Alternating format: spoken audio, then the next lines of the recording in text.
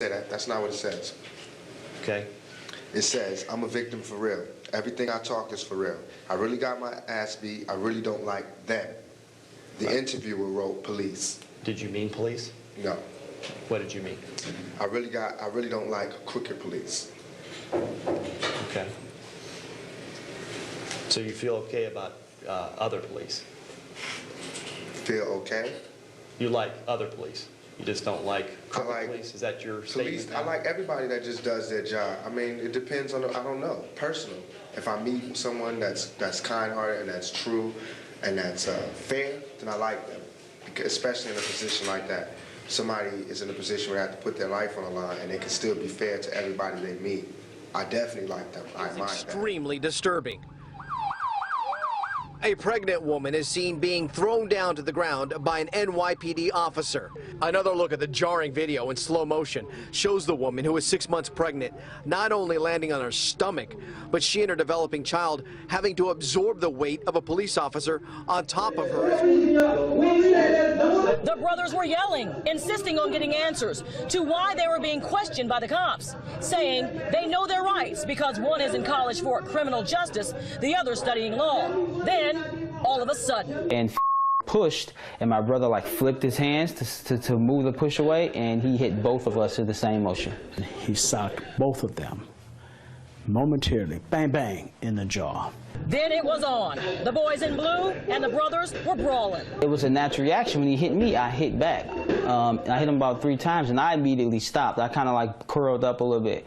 We're not saying they did not fight the officers. What we're saying is there was no probable cause. When they found the 2 young men who were smart, 2 young men who were college students, when they challenged them, I think they got angry, and they decided to hit them.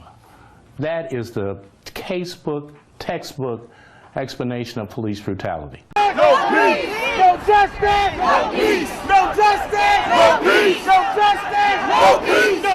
This is what downtown Manhattan looked like Saturday afternoon. Over 10,000 people poured through the streets of Lower Manhattan in protest against police brutality. For over 4 hours, participants stopped traffic as they marched along the streets from 34th Street down to Police Plaza. Black men and young men and boys are 21 times more likely to be killed by police officers than white men and boys. And I just think it's terrible, and we need to do something about it. This needs to end today. This National Day of Resistance comes in the wake of cases involving Michael Brown's death in Ferguson and Eric Garner's death in New York City. Different organizations have joined together in this massive protest.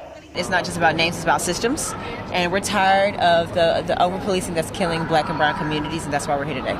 Our mission is to protect and empower young people of color from racial profiling and senseless gun violence.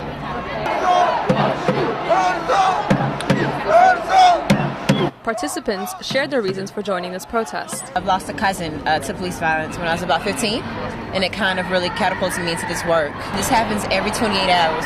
We lose a black person to police violence. Victor LeBoy, who has witnessed police injustice in New York City for over 20 years, believes that this protest is past due. You could tweet and you could complain about things, or you could do something, and I felt like I should get out from my computer, behind my computer, and do something. Since Ferguson, President Obama has made several statements on police brutality, stating that there is no excuse for police violence.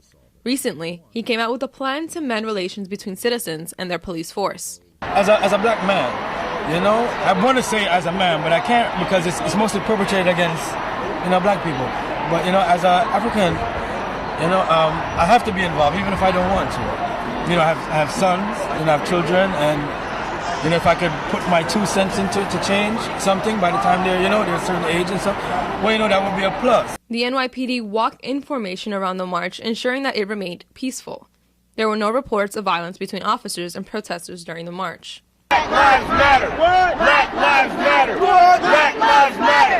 Black lives matter! Black lives matter! Participants honored victims of police altercations with their chants, clothing, and expressive posters.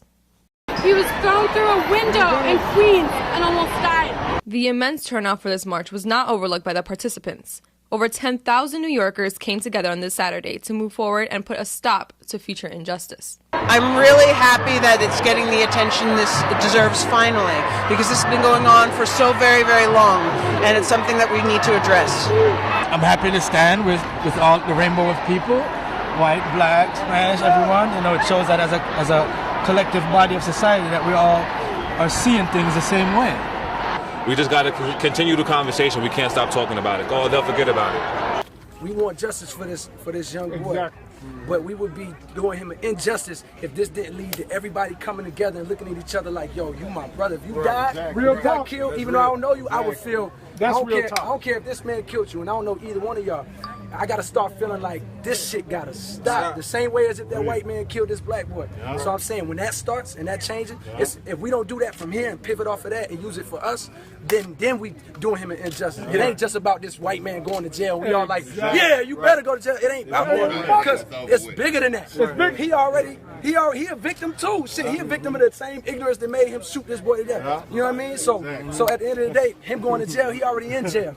So what's that going to do? When the NYPD stops white people, they frisk only 8%. when they stop blacks and Latinos, they frisk 85%. Oh! Ooh, what's that smell? That would be racism. We just want to equal shot in life. Not to be shot to death. Trying to decide what to do, and it's really deeply humiliating. Now my daughter is in full-blown emotionally upset, who's 10.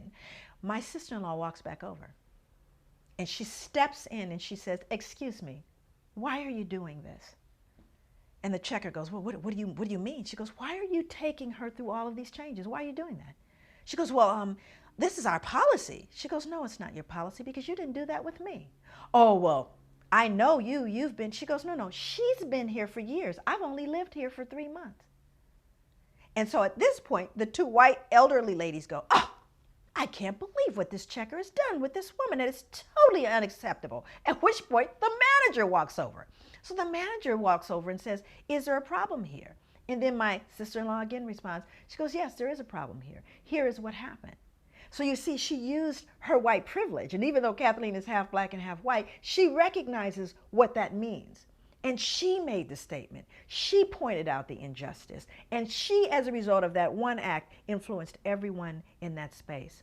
But what would have happened? I can't know for certain had the black woman said, this is unfair. Why are you doing this to me?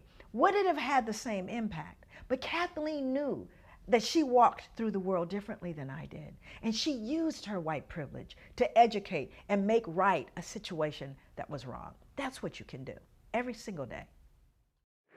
Were you trying to provoke anybody to do anything particular? Were you trying to provoke or trying to get people to do things? Yes. Tell us what. Think. Use your head.